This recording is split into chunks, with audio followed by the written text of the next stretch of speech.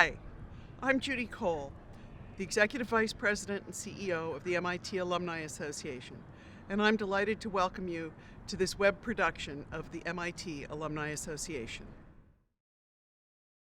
I'm Wade Roush, Outreach Officer for Night Science Journalism at MIT and fellow MIT alumnus, and it's my pleasure to moderate our panel today. To ask a question, just use the form below this screen, and those questions will be fed into me, and I'll get to as many of them as possible as our 45-minute session goes on. You're also welcome to tweet about the Hangout using the hashtag MITAlum, M-I-T-A-L-U-M. And today we're going to be asking 3 MIT alumni about their research at various universities on topics related to the sharing economy. Here at MIT, prominent faculty in management, engineering, and the social sciences continue to research the impact of technology innovations on labor and wages around the world and across all sectors of the economy. These 3 alumni, perhaps inspired by such questions, now make these inquiries at other prominent higher ed institutions. So I'm going to introduce them today. We're joined by Ralph Hall, who is a 2006 PhD from the Technology Management and Policy Program in the Engineering Systems Division. We're also joined by Guy Michaels, 2006 PhD in Economics, and Lynn Wu, who's a lifer, 2002 BA, 2003 MNG, and 2011 PhD from the Sloan School. And I should have explained where each of them are from, and now I'll go back and do that. So Ralph is currently an assistant professor of urban affairs and planning at Virginia Polytechnic Institute and State University in Virginia. Guy is with the Department of Economics at the London School of Economics and Political Science. And Lynn is an assistant professor of operations, information, and decisions at the Wharton School. So welcome, all 3 of you today. I'm really glad to be talking with you. And the way we like to start off these Hangouts is just by asking each of our panelists to speak a little bit about their research and what they're excited about these days, and try and relate it back to sort of the overall theme that we're talking about today, which is, in a large sense, how is technology changing the conditions for labor, and what does it look like out there if you're a worker today empowered by all of these new mobile and internet-based tools that we have, but maybe also wondering how you're going to make a living with the skills that you have or don't have. So, Lynn, why don't we start with you? Could you tell us a little bit about what you're working on these days? Thank you. It's my pleasure to be here. My research is really focusing on how the impact of digitization has effect on our economy. What do I mean by digitization is because of social mobile technology has captured a digital trace of lots of human behavior at a really large, fine-grained scale, and this has enabled a lot of changes in our society, in both technology-wise and also socially. And well, there's already a lot of tremendous impact of these type of social media, social and mobile technology. Theories who benefits and who loses from this technology remain underdeveloped. So my research program mostly aimed to understand the condition that best facilitate the use of social mobile technology and help people use this technology to affect their individual career or outcomes, firm productivity, and potentially student learning through MOOCs.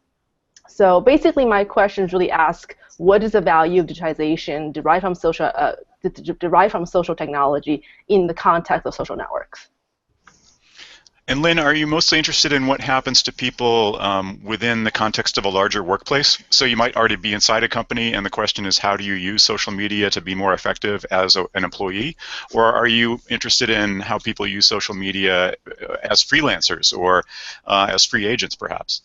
Right now, it's mostly focusing on enterprise social media as they're used at large firms. But my other work is on using MOOCs. A lot of these are budding entrepreneurs trying to use a MOOC platform to learn about entrepreneurship, and that can be used to study like potential freelancers. Okay, and well, let me push you a little bit and ask you Sure. what you're learning. What do you think the main impacts in the workplace have been of social and mobile technology? So what I've discovered recently is that what I found is that at first, firms try to use social mobile technology. Think of an internal LinkedIn, think of an internal Facebook within the enterprises as a way to connect their workers to each other, to find out what they're working on, find out who their experts are, in a way to make the Dilbert of the world become more connected. Okay? So in fact, what happened is that when social technologies become more adopted within enterprises, it actually has it actually has unintended consequences. One of them being that actually Dilbert became worse off as a result of technology, in the sense that people who are already very connected are better at using the technology to become even more connected. Whereas Dilbert was trying to connect the people they try to know, and because they don't have the social capital they already had, that the other people had, and they actually becomes worse off. In a sense, you think about if, assuming Guy Michaels is a really famous economist at LSE, and I am trying to contact Guy, and assuming I'm a PhD student from nowhere, and Guy could humor me for 5 minutes of his life, and then reply my email. Okay, because I found out Guy through social media. And assuming Ralph, who's is a professor, and Ralph decided to contact Guy, and Guy would, of course, answer his email. Okay, but I think it was in the social media. Before, Guy only gets his 2 emails, and he would answer both of them. But now, Guy will get 100 emails a day. Okay, now he's only going to reply those messages coming from people who are already connected, such as Ralph. Or he ignores someone like Lynn, or a PhD student who's probably not well connected. As a result of this social media adoption, we actually see rich get richer and poor get poor phenomena. Somewhat unintended consequences of this technology.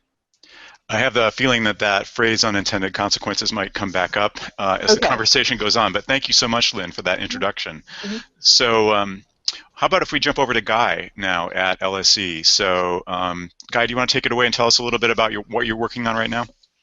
Yes, thanks for having me. It's great to be here, Lynn. I'll try to make sure I try to answer emails, but yes, it is indeed becoming harder over time.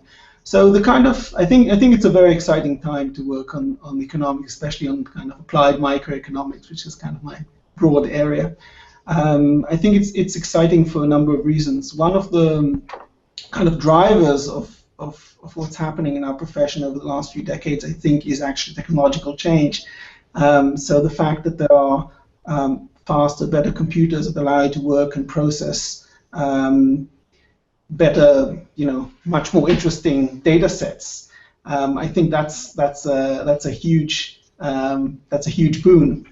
The fact that we can work and kind of bring more interesting data. I think that's really interesting, and I think that's driven other changes in the profession. So I think on the one hand, because you can work and process with much bigger data sets, that allows for people to actually go and collect kind of interesting, fascinating data sets on all aspects of human interaction, especially economic interaction, but lots of other things related to that. And so you've got the computers, you've got the data, and then the third leg of it is methodology. And there's been significant improvements in methodology, especially in terms of thinking about causal questions, which has always been kind of one of the difficult aspects in social sciences. So I think the combination of these three allows for people to think about a huge and diverse set of issues, and the issues are there as always. So I think if we'd been in a situation where, as economists, we'd solved all the problems of the of the world economies, we might be in trouble. But fortunately, or unfortunately, there are serious issues to deal with and think about. So technological change is one of them. Aging, migration, and a host of other issues that are incredibly important. And I can talk about the things I'm working about, but I'll let you go and ask some questions. Why don't you do just that? Maybe you could pick an example where you're making use of the new types of data that can be collected digitally to answer specific questions about those key trends. Yeah, so I think two recent projects I've been involved in One is about robots, so trying to evaluate what robots are actually doing. There's a lot of kind of fascinating ideas and thoughts about what robots are doing. We were actually lucky enough to obtain data from the International Federation of Robotics on robots in 17 countries in a range of industries, and kind of follow these industries over time and see what robots are doing to productivity, and kind of get a sense of what they're doing to employment as well. So that was kind of one project. As different project, we looked at with colleagues at information communication technology. It seems like, you know, a lot of people think about technology as kind of big kind of mass, but we tend to find that robots and ICT have quite different effects. But to take kind of different examples of other things I'm doing that are related to technology in different ways, we're actually now involved in some projects trying to look at African urbanization, trying to use high quality satellite images to try and see what's going on inside cities, trying to look at images that are sometimes in the resolution of a few meters, sometimes even finer grained resolution, to try and learn what's happening in African cities, combining that with older images older images coming from aerial photographs, and combining that with other data from the World Bank and so on, to try and kind of build a picture of what's happening at a very localized level, which is something that a few years ago would have been completely inconceivable. It's still difficult today, but it's it's becoming gradually possible. So can I ask you to perhaps go back to the robotics theme just for a minute and talk about what you're learning about how robotics is affecting the workplace, and do you have to have basically a deeper skill set, a richer skill set these days in order to compete with the robots that are coming up right behind and mechanizing a lot of the lower skilled tasks? What corner of that question are you investigating? Because that's the big question, right? Yes, I think that is a big question. I mean, I think the second big question, which is also about productivity, which we've also looked at. I think that's a big, big challenge for economies, because that's kind of one of the main long-term drivers of prosperity is productivity. Our findings suggest that robots contribute a lot to productivity, labor productivity, things like total factor productivity, and they translate into wages as well. But as you hinted, there's this question of distribution. So overall, in terms of employment, what is quite interesting, we don't find any significant negative effects of robots on employment. So certainly robots replace some tasks, but at the same time they allow new opportunities. So industries that use robots can sell products more cheaply, can expand in terms of kind of going to other markets and so on. And that suggests that they can, with higher productivity, lower prices, they can hire more people doing other tasks. And I think that's kind of an important theme in technological change over even centuries, that you see, yes, technologies have definitely replaced lots of jobs, but then there are new opportunities that come around.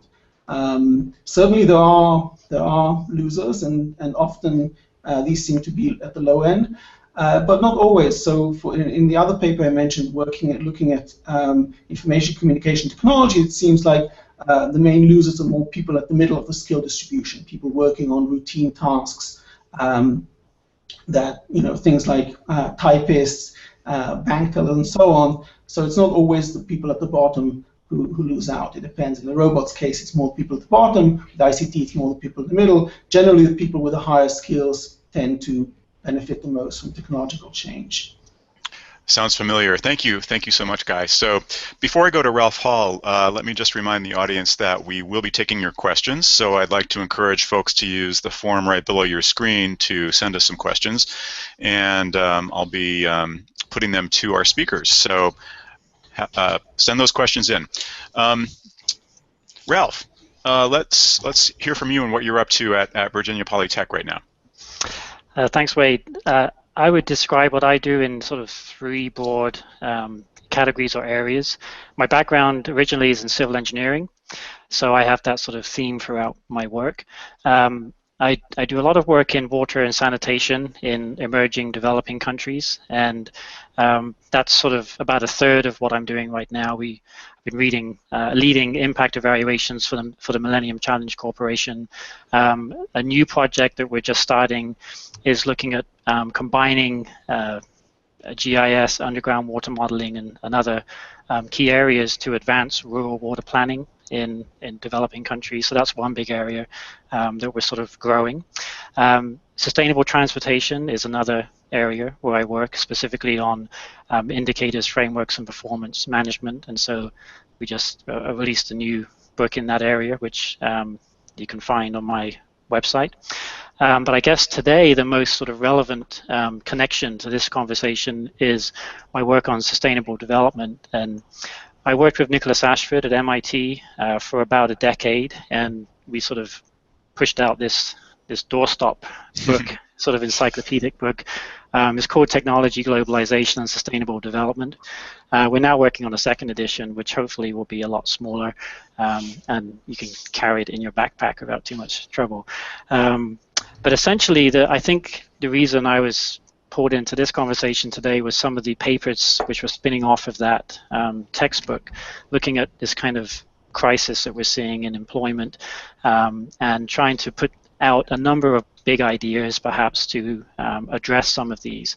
And so, I think what I'm seeing, what I did sort of getting ready for this conversation today was go back to some of this earlier work and ask the question as well, why did we not focus so much on the sharing economy?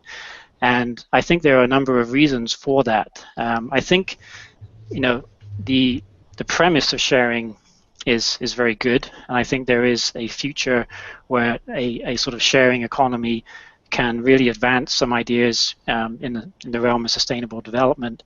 I think the key thing, though, is ownership, and do the workers have a stake in the wealth that they're helping to create? And I think what my read of what I was able to look at in the last week is sort of showing me that there's a business model element that's working really well for a few people who are capturing the rents from this process, but the workers themselves are not they're not getting what I would argue a sort of a living wage from the process right now. So I think the big driver here that really concerns me is this. I think it's from the 70s we've seen a decline in wages, or a sort of stagnant wage, and we also are seeing the returns going to capital increase and the returns going to labor decline. So I think there's this technology infusion into the economy, the displacement of jobs, and this also gets me on. One of the papers we wrote is on the subject of binary economics, which I think is an interesting way to think about some of the forces which are at play.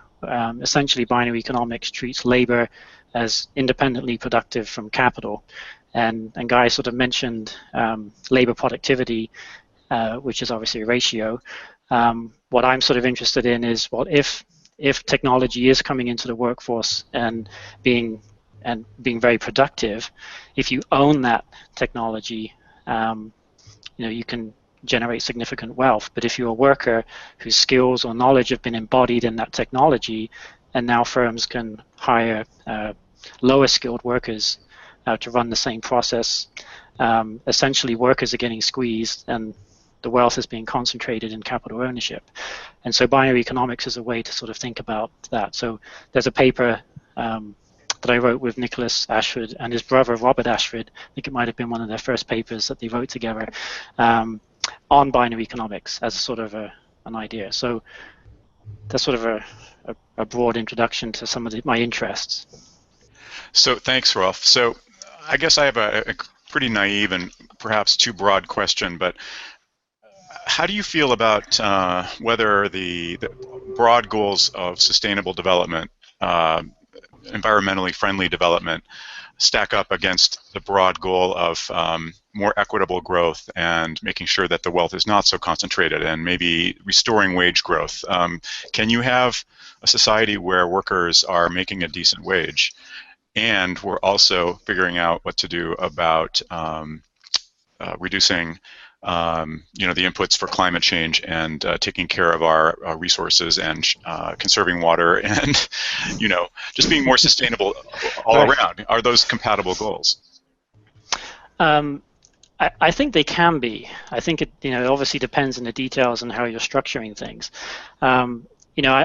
I sort of looked at the commentary and information on the sharing economy in terms of the arguments being put forward for how it can advance sustainability, for example. So I think there's a couple of things. So one is, can the workers in the sharing economy extract a living wage, right?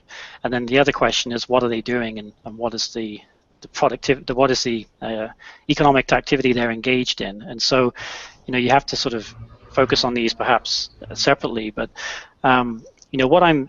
what I haven't seen is a comprehensive study of the environmental impacts from the sharing economy. So you hear these kind of comments like renting a car via one of these Uber or Lyft organizations will mean fewer cars on the road. But what also is happening perhaps is the cheaper availability of cars is enabling more people to be mobile now, pulling them away from public transportation, undermining the financial health of that industry.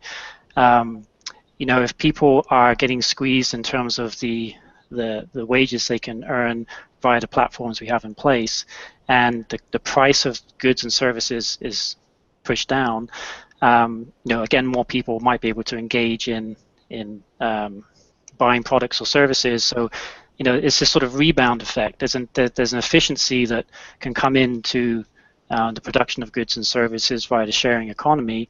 You have a lot of assets which are, if they're not shared, they're not being productive. So if you can enable them to be shared, you can get an income from those. So it depends which side of the equation you're looking at. I think if you're from the customer side, the sharing economy right now looks very good. If you're on the worker side, I'm not convinced it is so good. The sharing of goods is an inherently sustainable idea, I think. So that's sort of the positive, but I haven't seen this kind of macro analysis of the whole. So what happens to the wealth that is generated? Are people reinvesting that their income from the sharing economy in more goods and services, right? So again, the rebound effect. So no, I sort of drifted all over that question, but it was a very big question. It was too big. No, not an easy answer to that one. Give it a fair shot. Thanks. Yeah. So great. This is terrific. Thanks so much, everybody, for the introductions. I'm going to see if I can take a couple of questions from the audience now, and let me know if you want to jump in and tackle one of these questions. But we have a question from Lola in Madison, Wisconsin. It's kind of interesting one. So she mentions Facebook drones, Google balloons. I guess this is sort of a reference to the ambitions of American tech companies to provide technical infrastructure, a network infrastructure that reaches a larger part of the world, both the developing world and the developed world. So the question is, how fair will sharing be for the rest of the world if they have to negotiate through American companies? Lynn, do you have any thoughts about that? Well, I think American companies actually have a lot of stake in protecting their consumers. I'm putting more of a positive spin at this. If you think about the business models of Facebook, business model of Google is all really about their users, right? So if users believe that their privacy or whatever their interests are not being harmed, right? They will leave. They will not continue to use Google and Facebook anymore. So in that sense, I believe there actually are check and balances incentives built into the system that these companies do have incentive to make sure the users are protected in some way. That's why you see that I read a recent article recently, Wired, that Facebook is not necessarily maximizing advertising revenue on their users precisely because they want to make sure that users are continually engaged, user growth base getting bigger. So in a sense, yes, it is a concern. It is somewhat disconcerting in the sense that you do have to negotiate with American companies, but I don't necessarily think this is really American per se, but as long as there are check and balances in the in the system. As I mean, maybe there should be more, but at least there are some now that that it will be okay. But obviously, there are many things that you should be aware of. Yeah, well, maybe the broader question here is whether in this new economy where everybody has the opportunity to plug in to the internet and do smaller jobs for smaller wages, does it matter whether or not that system is controlled in a more democratic way, or does it matter that it tends to be sort of concentrated, that you have a tiny group of companies like Google and Apple and Facebook that seem to rule the world in terms of both the platforms and the hardware that we're using these days to access these kinds of jobs. So, Guy or Ralph, did either of you have any sort of thoughts about, is it in one sense, it's only by virtue of the size of these companies that we're getting these services at all, and they've come up with economic and business models to allow that. But on the other hand, is it really wise to put all of our eggs in one basket? Yeah, I mean, I think there's several issues. So one thing I think is important to bear in mind is, of course, reputation, as you kind of were alluding to. I mean, reputation is very important in this kind of modern economy, and so that gives some protection. I also think that some platforms give smaller employers and, of course, individuals opportunities to interact. So I think that is also something to bear in mind. It's not necessarily the very biggest firms that are getting all the play.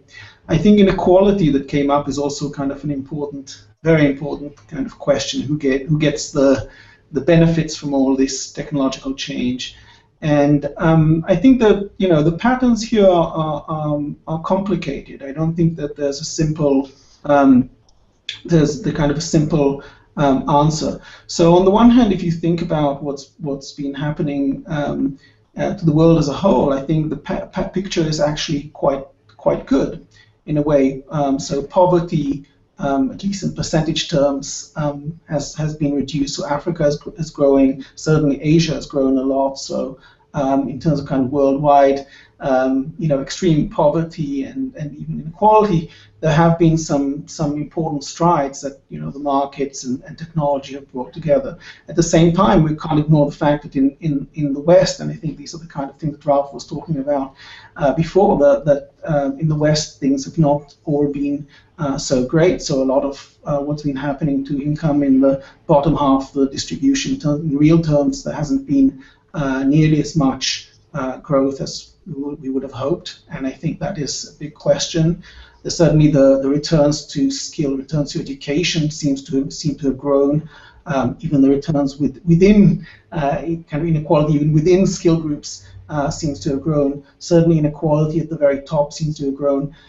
So these are all things that the fact that they're happening in a broad range of developed economies, I think, suggests that technology certainly has a role here. You can talk about the kind of different ways. But at the same time, it's not all about technology. So certainly other things like institutions matter. So for example, France and Japan didn't experience nearly as much rise in inequality, certainly not at the top, but across the distribution as the US did. So certainly the US seems to experience kind of one of the more extreme phases. So it's a rich and complicated story, and I think we definitely want to care about the people who are losing out for technological change and see how we can look after them. It's a good question that Lola has raised. I think my perspective on this is informed by the work I do in Africa and Latin America and India on basically water supply. But I think the infrastructure component that, say, Facebook could bring could be extremely important for enabling a lot of economic activity to occur within that infrastructure. So I think they have the resources and investment to build out access to the internet in regions of Africa where it would take decades to do it using the traditional approach. So I think that kind of leapfrogging element is really important. I would argue as well that the activities that are enabled by that architecture, that platform that's put in place, if it's done in a sort of sharing economy model where there is some shared ownership, maybe a cooperative model, B corporation structure, or something that these new entities in Africa use to sort of share the wealth that they create from their activity, I think you could get a greater distribution of income through the population and a more equal access. So to both opportunities and also the revenues that are created from those. So the ownership model I think is critical. I think that's really important. But I welcome the build out of this infrastructure, because when I'm working in these rural communities, the mobile phones are everywhere, and so I think there's an opportunity there to really share information and educational as well as business. I mean, so I'm sort of in favor, but with the caveat that we need to watch what happens on that network. Absolutely. So Lynn, I think that you need to actually take off, but I wanted to just say thank you, and maybe you could just take 30 seconds and tell us what you're working on right now. What's the most interesting question you'd like to get answered in the next year or so? Oh, sure. Before I just follow up on the prior conversation, I think the infrastructure is absolutely critical, and if you see some of the recent research on sharing economy, I'm sure one of the biggest benefits is some of a reduction of market friction, where matching supply and demand is becoming, better as a result of it. And there's also caveats to that as well. I mean, on one hand, there's you have access to capacity, access to demand and labor, and then you can easily match it up piecemeal into using this platform. It's good for the consumer, good for people who are looking for jobs, good for society as a whole. So yes, there is potentially a platform is gaining a lot of the bigger rent as a result of it, but people are also gaining as a result of it as well. And one of the things interesting we found is that often this market friction is better when people are not segregated. So in the sense that if you look at a really segregated community like Philadelphia, for example, actually Philadelphia is one example where market friction did not actually improve because the race divide, the poor people and the richer people live quite far apart, and that actually makes this sharing economy less likely to work, because you had to drive 10 to 15 miles to pick up someone's laundry. You may not want to do that. Whereas people actually living in a closer urban environment, or people are closer in the sense of physically, like distance, then people are more likely to. The market friction will decrease because they're sharing, because the demand will more likely to work with supply. So in a sense that if sharing economy are becoming bigger, this could potentially be a positive thing to move our some of the segregation physically closer, and that could be good for society as well. So I think there's a lot of things that sharing economy can do is great, and obviously as Rolf and Mike has said, that a lot of problems comes associated with it. But so overall, I've seen mostly a positive trend, but probably down the road we'll see a lot of regulations or sharing ownership issues that we need to address. But I feel like we shouldn't kill the beast before we let it really thrive first. Anyway, thank you so much for having me, and I will I look forward to the future. Yeah, terrific. Thanks so much, Lynn, for joining us, and we'll just continue for a little longer here. But thank you. Take care. Yeah. Okay. So yeah, I'll go to another question from the audience. We have a question from Mike in Wakefield, and it's about Thomas Piketty, actually. So I guess we get to go a little bit deeper into this international comparative economics stuff. So Piketty calls technological change a caprice, a distraction, and I guess he's, overall not that, doesn't place that much hope in technological change as a force for equality. So what Mike in Wakefield is asking is, wouldn't a comprehensive wealth tax raise all boats much faster than technological caprices?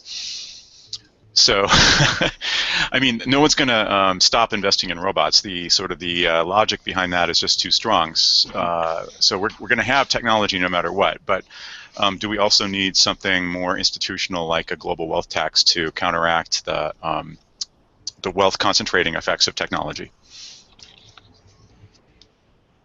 Guy, do you want to tackle that one? Yes, I'm happy to answer.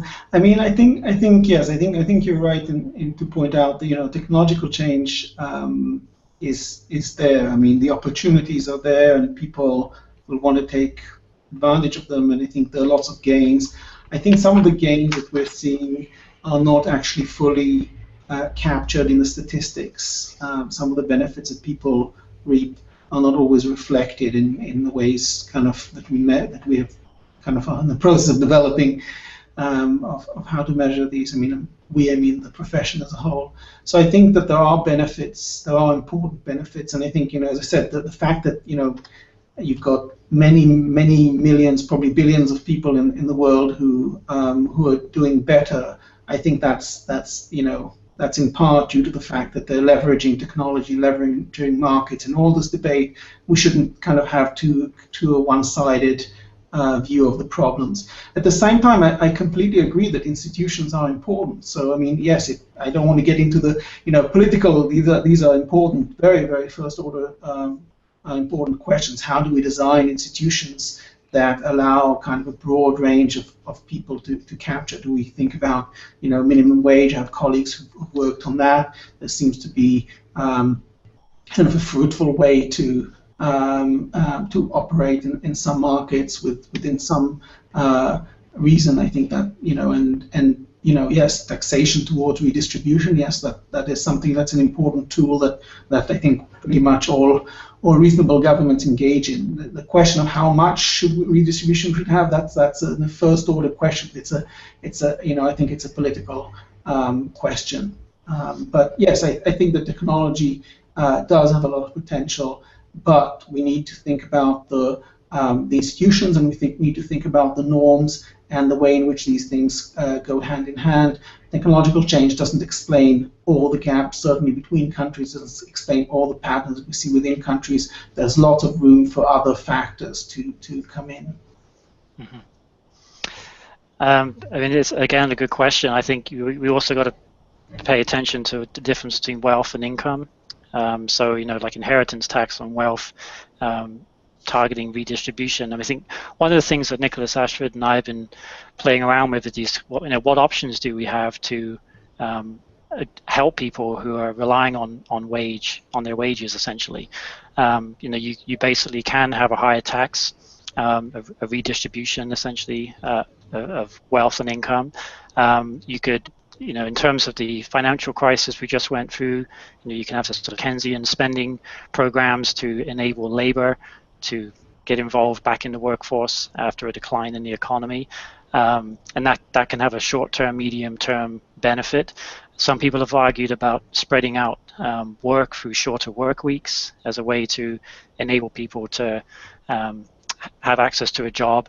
The problem there, you got to be careful because you're redistributing available income in the working population. You're not addressing this sort of big disparity in wealth, and you're also leaning on laborers and the working population more heavily. We also have talked about in our work this idea of trying to, and this is more abstract, but trying to design work back into the process of development. If you actually think about how we educate students in engineering and business, it's about efficiencies, right? It's all about being efficient, doing more with less. But what about the idea of trying to design labor really into the process? It's a sort of an idea right now, and in terms of what am I interested in? That's one avenue. Is how might we do that even? How do we think about the economy, and how do we think about the role of workers in it? I'm very fascinated by the second machine age work that's come out of MIT. Nick and I were talking with Erik Roy-Johnson a couple of weeks ago. There's a lot of overlap and similarity in our sort of work, and so what I'm seeing is when you look at all of the interesting pieces of work out there, I think. There's a really interesting report called Rewriting the Rules. It was by Joseph Stiglitz, which came out this year, which basically targets the sort of financial challenge, the financial sector. What do we do there? I think if you start to combine all of these really interesting proposals which are out there in terms of reformulating the financial sector to really benefit people, look at the ways to combine technology and jobs in innovative ways where you can actually enable people to claim a greater share of the wealth that's created through their employment. I'm also interested in binary economics as well, which is this kind of not a mainstream idea, but it's an idea where you enable people to have an income from their everyday job, but you also give them a claim on capital somehow, and they get a piece of the pie, so to speak, in terms of the jet stream of corporate finance. That's how Robert Ashford talks about it. So, I think there are many things that we need to look at and consider here. And so I see this idea of sort of a wealth tax as maybe one of 10 options on the table, which are worth talking about and exploring. Right. So right before Lynn finished, she mentioned the idea that that government regulators might need to take a look at the sharing economy at some point and figure out whether there's a need for some new layer of legal control over the gig economy. How does that idea sit with you, Ralph? Do you think that in a world where everyone's working for themselves, do we need to think about something like a minimum wage for freelancers? I think that's on the table. I think it's a good idea. I like the idea of workers in the sharing economy being able to form organizations to argue for their rights. I think that's an important thing that we need to think about. I saw a couple of people talk about sort of we have a worker and we have an independent kind of contractor, but there's also sort of dependent contractor categories that we might want to think about, so we can give them more legal rights. So I think certainly creating opportunities where people who are working in the sharing economy can have more of a voice in the system is really important, and it's part of our democratic process here. So I think that's critical. Guy, do you see any hope for a more rational approach to automation and the inevitable trend that capital-intensive fields do seem to get mechanized faster than non-capital-intensive? So is there a way to make sure that as we mechanize even further, that workers aren't totally defined out of the equation? Are there any governments that are doing a good job of thinking about this right now? Well, I mean, yes. I mean, I think the challenges are real. I mean, the part of the problem, I think, is that technological change is kind of the speed of technological change, and I'm sympathetic to the idea that we need to think very hard about the institutional structure. I think the problem is that often institutions are, for good or for bad, they're things that take a long time to adjust. And we need experimentation. We need to figure out, you mentioned unintended consequences. We need to figure out what works and what doesn't. So it's good to float lots of ideas. We need to recognize that governments will tend to be slow in adopting and implementing these things. And we always need to think carefully how these things could work. We need a lot of experimentation. We need a lot of kind of different views feeding in on this, and I think this is critical. I mean, it's easy to rush in and kind of make all sorts of changes that would backfire in ways that we find hard to anticipate. Mm-hmm. We need to wrap up in a couple of minutes, but I wanted to go to each of you. Let's have a little lightning round, and I'd like to ask you what makes you optimistic and excited about being in your particular field right now. Is this a good time to be working on questions about sustainability and development, or is it a good time to be thinking about questions of automation and policy around that? What gets you going when you come to work in the morning? Guy, do you want to start? Yes, I mean, I think, as I said in the beginning, I think it's a fascinating time. I think the set of questions that we have that we face are broad, they're consequential. I'm interested in a variety of things. I'm interested in technology, which is what we've been talking about today. I'm also very interested in cities and in economic development. And I think that there's a range of questions about the way people come together from around the world that are really, really important. And I think, yes, I mean, trying to make sure that as wide a range of people as possible have, good opportunities regardless of the background they come from, that they have kind of good, opportunities to create a good life. I think the technological opportunities are great, but it's a very, very complex and interdependent world, and it's finding the right mix is kind of, it's in some sense a moving target. So it's a fascinating time to research, but I think we have a lot still to do. Mm-hmm. Absolutely. I'm very interested in advancing sustainable development in all areas where I work. And what's kind of interesting is, I guess, about 10 years ago, when I was working in water and sanitation in developing countries, or transportation in different regions of the world, and sustainable development, it was sometimes difficult to see how these worlds of research and work connect. But what's really interesting in the last 5 years is how this sort of mobile Web 2.0 platform is enabling things to happen. So in transportation, right, the sharing economy, Lyft, Uber, and all sorts of things are made possible. So how do we leverage these technologies in the transportation sector to advance sustainable transport? Right, so that's one question that I'm very interested in.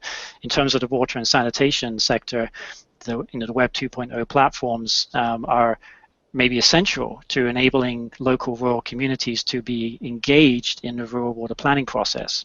So one of my research thrusts is to start exploring that. How can we combine the data we have available here and make it available in a way that's accessible to these communities so they can engage in their future planning? And so I think that's critical, and you can take that to an urban center, but right now I'm focused on the rural side of things. And in terms of sustainable development and the sharing economy, I think we absolutely have to start looking at, I didn't find, there's probably some out there, but I couldn't find any comprehensive study of the sharing economy from an environmental perspective. And so there's clearly a big need for some study here which looks beyond just the immediate service being provided and the ripple effects and spillover effects, and how do people use the income that they've created, what's happening to services that have been undermined by this new, there's usually, creative destruction, there's usually a creative element and a destructive element, right? So we need to look at the destructive elements as well and try to see, on balance, are we winning, whether that's from income, environmental performance, and social connectedness. So I think there's a tremendous opportunity for research in this area. I think I hear a grant proposal in the making there. Yeah, I should write these ideas down. Yeah, absolutely. Well, okay. Well, so thank you both very much. This has been fascinating, and I've really enjoyed getting to know you, both of you, and Lynn as well. So it's time for us to wrap up, and I'd like to say, on behalf of the MIT Alumni Association and the Knight Science Journalism Program, thanks to our audience for tuning in to this Faculty Forum Online Alumni Edition. Special thanks to Ralph and Guy and Lynn and our whole panel from Virginia Polytechnic Institute, the London School of Economics, and the Wharton School. You can continue to tweet about this event and other Faculty Forum Online events using the hashtag MITAlum, and you can send follow-up questions and feedback to the following address: alumnilearn, all one word, alumnilearn@mit.edu. So again, thanks to my panelists today, and thanks to you for watching, and we'll catch you next time. Thanks again for joining us. For more information on future MIT Alumni Association productions, please visit our website.